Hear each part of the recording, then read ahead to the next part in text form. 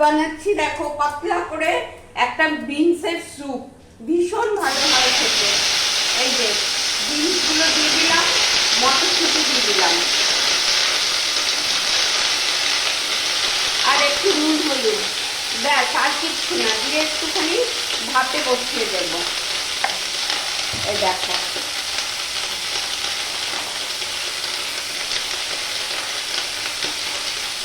ব্যাস অল্প জল দিয়ে একটু ভাপে বসিয়ে দেবো, তারপর দিয়ে সেদ্ধ হবে, তারপর নামাবো। এই দেখো হয়ে গেছে আমার স্যুপ। একটু জল দিয়ে দিচ্ছি, এই দেখো বেশি জল দেবে না, অল্প জল দেবে, আর একটু ময়দা গুলে দিয়ে দেবে। এবার ফুটে উঠলে আমি বন্ধ করে দেবো। এই দেখো দেখেছো, এবার ফুটে উঠলেই বন্ধ করে দেবো।